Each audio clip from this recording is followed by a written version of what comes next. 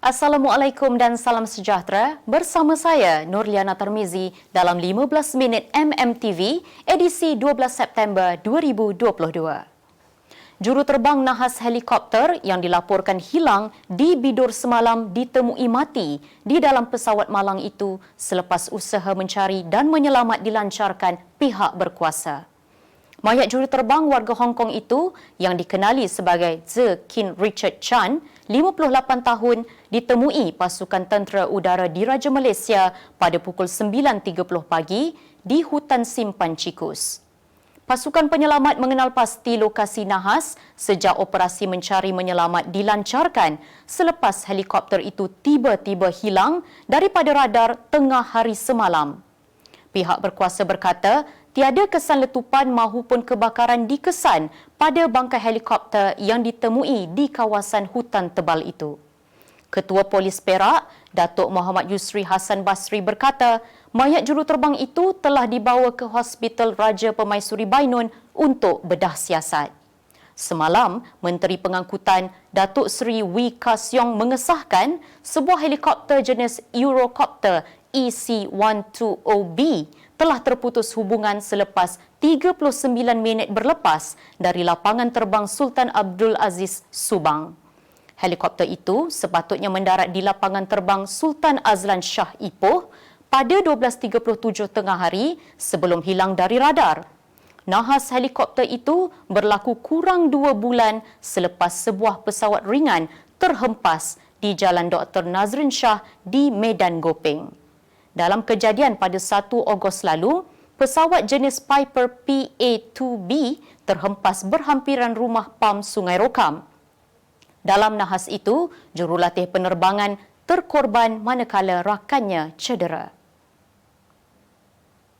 Perdana Menteri Datuk Seri Ismail Sabri Yaakob telah memfailkan saman fitnah terhadap Datuk Lokman Nur Adam dalam satu siaran di media sosial. Ismail Sabri yang juga naib Presiden UMNO memfailkan saman fitnah tersebut menerusi Tetuan ke-7 pada 8 September lepas dengan menamakan Lokman selaku defendant tunggal. Perdana Menteri mendakwa Lokman pada 22 Ogos lalu telah membuat kenyataan fitnah terhadap dirinya dalam satu video.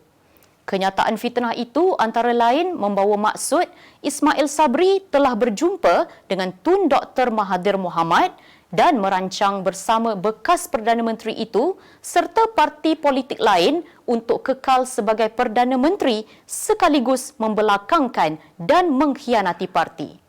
Ismail Sabri mendakwa beliau tidak pernah berjumpa Dr. Mahathir dan parti-parti lain dengan membelakangkan atau mengkhianati UMNO untuk terus kekal sebagai Perdana Menteri seperti yang didakwa. Kabinet bersetuju menaikkan kadar kos pembinaan dan baik pulih rumah di bawah Program Perumahan Rakyat Termiskin PPRT yang kini sudah dijenamakan kepada Program Perumahan Rakyat Keluarga Malaysia PPRKM. Menteri Pembangunan Luar Bandar Datuk Seri Makzir Khalid berkata, kadar harga baharu bagi projek bina baru PPRKM dinaikkan daripada RM56,000 kepada RM66,000 seunit di Semenanjung. Bagi Sabah, Sarawak dan wilayah Persekutuan Labuan pula, kadar kos dinaikkan daripada RM68,000 kepada RM79,000 seunit. Bagi projek baik pulih pula, dinaikkan pada kadar maksimum RM15,000 di Semenanjung, manakala di Sabah, Sarawak dan wilayah Persekutuan Labuan, kadar maksimumnya adalah RM17,000. Tambahnya juga, kenaikan harga itu akan membantu menangani isu peningkatan kos bahan binaan sekaligus memberi jaminan keuntungan yang mencukupi kepada pihak kontraktor.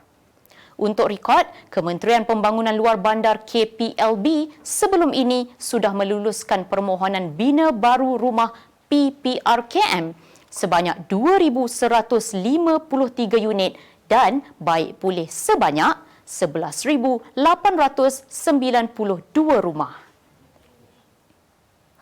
Sultan Selangor, Sultan Sharafuddin Idris Shah telah menarik balik darjah kebesaran negeri yang dianugerahkan kepada Datuk Seri Najib dan isterinya Datin Seri Rosmah Mansor berkuat kuasa hari ini. Setiausaha Kerajaan Negeri Selangor, Datuk Haris Kasim dalam kenyataan petang ini berkata penarikan dan pembatalan keahlian Najib dan Rosmah dibuat berdasarkan Undang-Undang Tubuh Negeri dan Statut Gelaran. Katanya, atas sabitan dan hukuman yang telah dijatuhkan terhadap Najib, keahlian beliau sebagai penyandang darjah kebesaran Seri Paduka Mahkota Selangor kelas pertama yang membawa gelaran Datuk Seri dan darjah kebesaran Datuk Paduka Mahkota Selangor kelas kedua yang membawa gelaran Datuk ditarik balik dan dibatalkan berkuat kuasa hari ini. Pada masa sama, darjah Seri Paduka Mahkota Selangor kelas pertama yang membawa gelaran Datin Paduka Seri yang dianugerahkan kepada isteri bekas Perdana Menteri itu turut ditarik balik dan dibatalkan berkuat kuasa hari ini. Datuk Haris berkata, pembatalan keahlian terhadap Najib dan Rosmah selaras dengan hak prerogatif Sultan di bawah Undang-Undang Tubuh Negeri dan statut mengenai gelaran.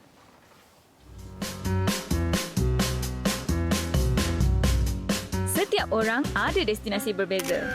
Ada yang jalan-jalan cari makan, shopping sakan, nikmati pemandangan, tambah pengetahuan, hilangkan bosan atau mungkin saja ikut kawan.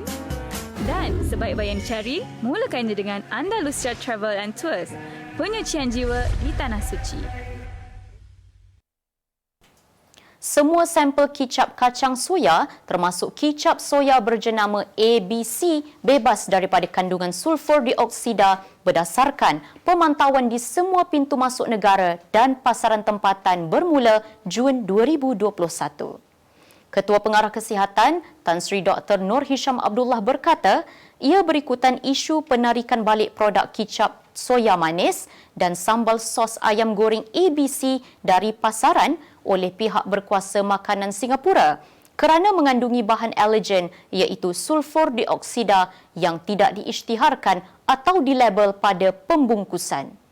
Katanya, sulfur dioksida tidak berbahaya kepada manusia dan diklasifikasikan sebagai bahan pengawet yang dibenarkan dalam makanan tertentu dan pada paras tertentu di bawah Peraturan-Peraturan Makanan 1985.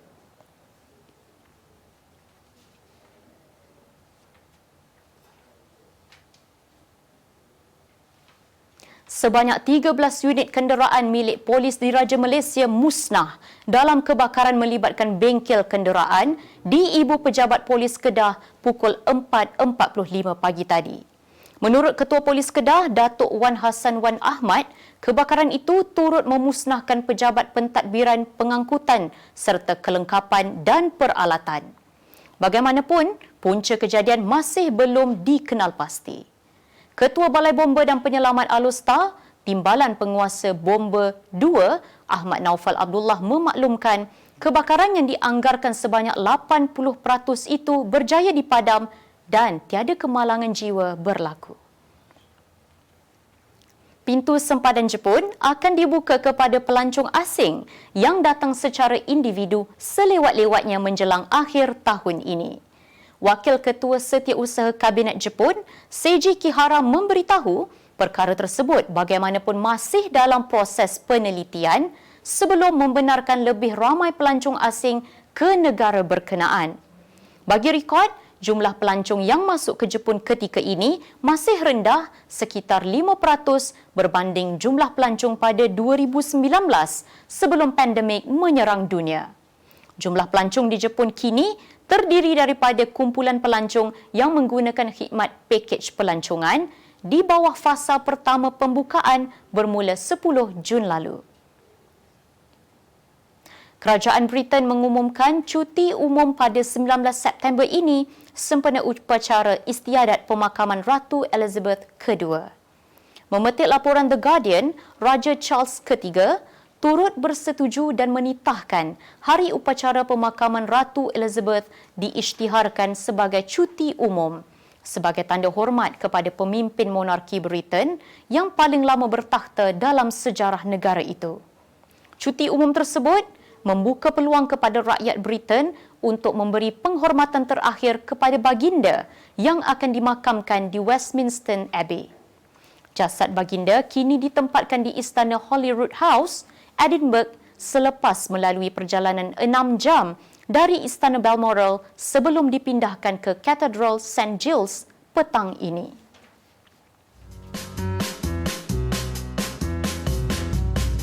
Setiap orang ada destinasi berbeza. Ada yang jalan-jalan cari makan, shopping sakan, nikmati pemandangan, tambah pengetahuan, hilangkan bosan atau mungkin saja ikut kawan. Dan sebaik-baik yang dicari, mulakan je dengan Andalusia Travel and Tours, penyucian jiwa di Tanah Suci. Kerajaan perlu menguatkan lagi kedudukan rizab antarabangsa Bank Negara Malaysia dengan menarik mata wang asing bagi membantu pemulihan ekonomi. Usaha berkenaan amat penting selepas keputusan Jawatan Kuasa Dasar Monetary menaikkan kadar dasar semalaman OPR kepada 2.5% yang bakal memberi kesan kepada ekonomi domestik. Penganalisis ekonomi UniKL Business School, Profesor Madya Dr. Aimi Zulhazmi Abdul Rashid berkata, ekonomi domestik akan bergerak perlahan terutama apabila BNM dijangka membuat pelarasan OPR sekali lagi sebanyak 25 mata asas menjelang akhir tahun ini. Ujarnya, walaupun ekonomi telah dibuka, pelabur mungkin lebih berhati-hati untuk melabur dan terus membandingkan dengan kadar pulangan simpanan deposit yang kini bertambah tinggi. Lanskap ekonomi global dijangka bertambah buruk pada peringkat awal tahun hadapan. Pengarah penyelidik makro global Oxford Economics, Ben May, memberitahu risiko berkenaan dilihat bakal berlaku apabila Amerika Syarikat, Kanada dan sebahagian besar Eropah akan mengalami kemelesetan apabila kesan gabungan antara pengetatan dasar monetari, inflasi yang tinggi dan krisis tenaga dijangka mewakili titik rendah. Selain itu, pertumbuhan keluaran dalam negara kasar KDNK China juga dijangka perlahan pada awal 2023. Bintang tenis sensasi Spanyol Carlos Alcaraz memahat sejarah luar biasa apabila merangkul 3 gelaran dalam satu masa, iaitu pemain tenis lelaki nombor 1 dunia, juara Grand Slam dan juara terbuka Amerika Syarikat paling muda dalam sejarah. Alcaraz yang berusia 19 tahun kini menjadi pemain termuda menjuarai Grand Slam dan ranking nombor 1 dunia sejak rakan senegaranya Rafael Nadal memenangi kejohanan terbuka Perancis pada 2005. Digelar jelmaan Rafael Nadal, Alcaraz mengharungi minggu yang sukar di New York dengan memegang rekod pemain paling lama berada di atas gelanggang dalam satu-satu kejohanan Grand Slam. Dia yang melakukan 14 aces sepanjang perlawanan turut bergelar juara terbuka Amerika Syarikat termuda selepas Pete Sampras pada tahun 1990. Sebagai penutup 15 minit MMTV hari ini, saksikan laporan cuaca esok Selasa 13 September 2022. Jangan lupa dapatkan akhbar utusan Malaysia dan Kosmo untuk berita-berita terkini dan menyeluruh. Sekian sahaja daripada saya, Nurliana Tarmizi. Assalamualaikum dan salam sejahtera.